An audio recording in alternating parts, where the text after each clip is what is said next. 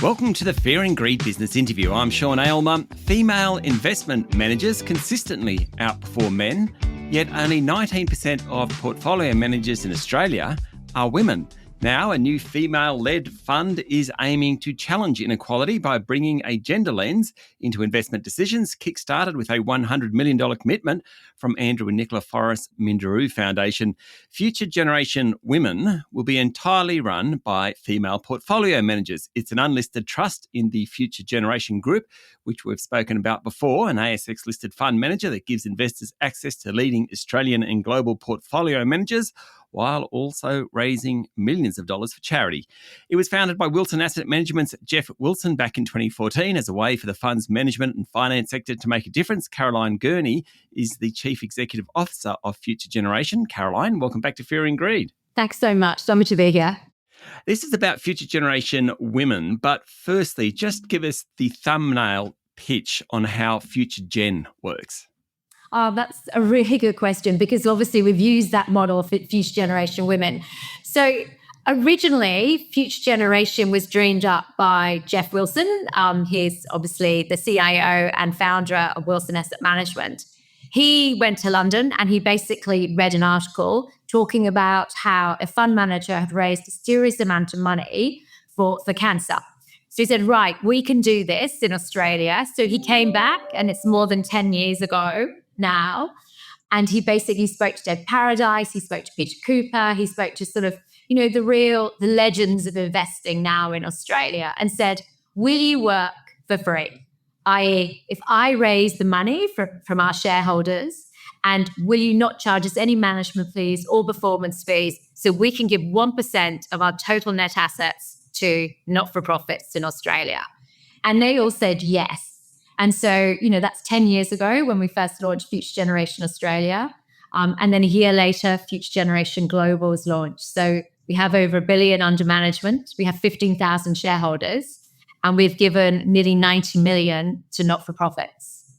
Okay, so these are investors giving the money via the Future Gen to David Paradise, for argument's sake. He hasn't started a new fund. He's just including that money as part of his Absolutely fund, and it's warehoused, and therefore then he's not charging management fees on that. The money goes to charity, which is a fantastic way of working. $90 million over 10 years. Future Gen Women, what's that about? So this actually is slightly different, but it is very much along the same model. So here we have 12 female fund managers, and the Future Generation Women is basically you can invest as a shareholder in Australian equities or global equities within one wrapper. And what that then allows us to do is to give 1% again, and that's going to be to not-for-profits that are for women and their children in terms of, economic literacy, empowerment, making sure that, certain cohorts that perhaps, aren't perhaps funded or don't have those opportunities, can get them. So, for example, women and, over the age of 55 that are, living in their cars. I mean, that's sort of, a real issue for Australia. In fact, you have a massive homelessness problem for women through no fault of their own. But this way, we're hoping to help them through various not-for-profits. And I think the fact that these female fund managers are willing to do exactly the same, you manage shareholder money within their fund and charge no fees, is amazing. And we're very lucky as well, because we have Citigroup, we had equity trustees, and we also have Boardroom working pro bono. So, we're really hoping to make a big difference there. And the kick-off to the fund came from the Minderoo Foundation, Andrew and Nicola Forrest Family Foundation, $100 million. Now, they're not giving you cash. What they're doing, they're saying giving you $100 million to invest. And that certainly kicks things along, because those fund managers, the 12 women fund managers, have got money to start investing. How much are you hoping to grow this fund to? I think that's a really important point that you made, Sean, because it's actually coming from Minderoo Investment Committee. So they're the ones that are actually investing that 100 million in us. So it has to be an investment first and foremost. And then we will also give, the 1% to not-for-profits. I would love to get to 150, in a year's time. That would be a really great achievement. And we've had a lot of interest, but, let's just wait and see.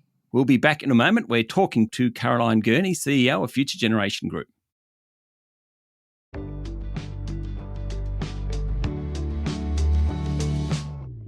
So you have 12 women fund managers and you had a launch recently. They were all there. What is it about women that make them better investors? I mean, that's a really good question. I mean, there's lots of data out there that, women fund managers, perform better than men. I mean, there's also data out there that, men perform better than women.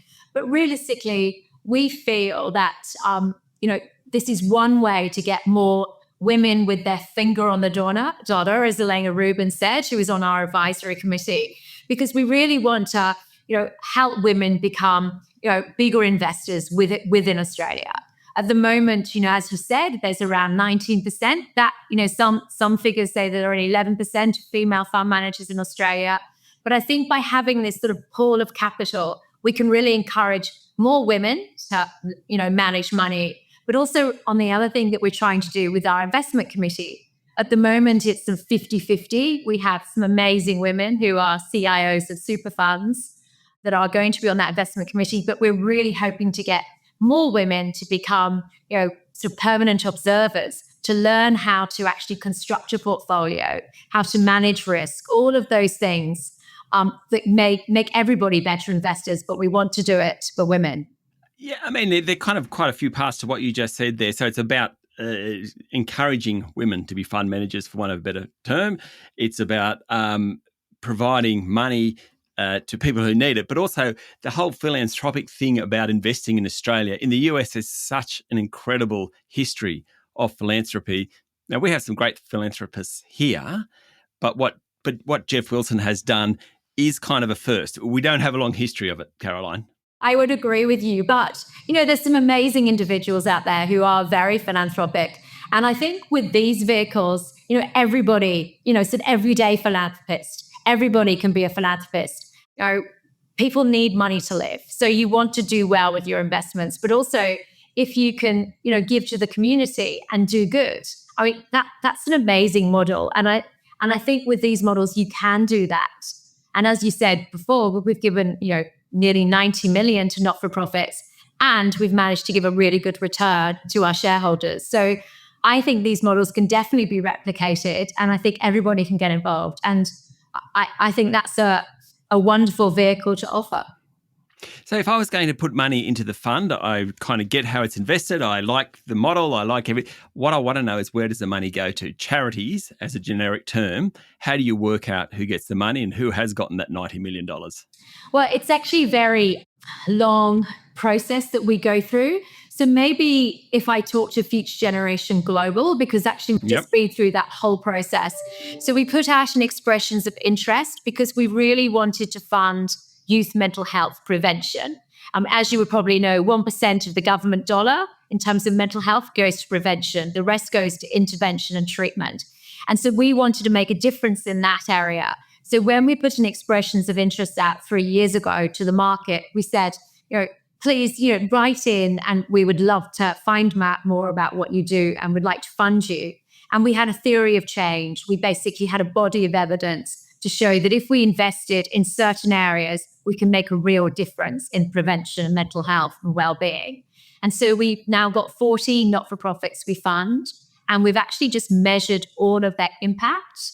We've taken their short-term, their medium-term, and their long-term outcomes. And we know we've reached 5.3 million young people in Australia around their mental health. And that is an amazing number. And I think we are one of the first to actually measure 40 not-for-profits in this way.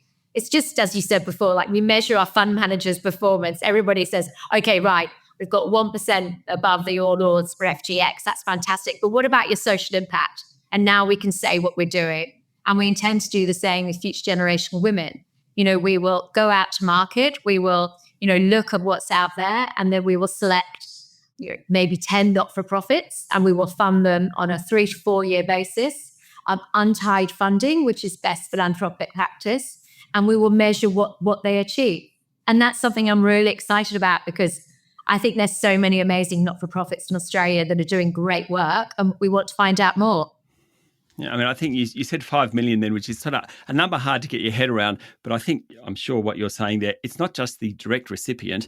It might be the siblings or the parents or the carers or the school teachers, people that live around that individual. They also benefit from, in this example, intervention in youth mental health. It's not just the individual, it's a whole community that can win in this. It definitely can be. And also we don't know with the way we count whether the same child has gone to 3 different services. So for example, if you have Reach Out, Reach Out is sort of the number one mental health charity that basically has a platform. So you can go to them as many times as you like. But it's an easy one to contact. So a lot of young people, especially during COVID and since then, will reach out. As the name implies, I didn't mean to say it like that. But yeah, so we can track all that now. And it's really great for us to know and our shareholders, but also for the not-for-profits themselves to measure their impact, to see what they can do better or what they're doing really well. It's measurement is a great thing. It just helps you all the time. Yeah, look, it's a great initiative and good luck with it, Caroline. Thank you for joining Fear and Greed.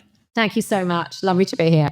That's Caroline Gurney, CEO of Future Generation Group. This is the Fear and Greed business interview. Remember, this is general information only, and you should always seek professional advice before making investment decisions.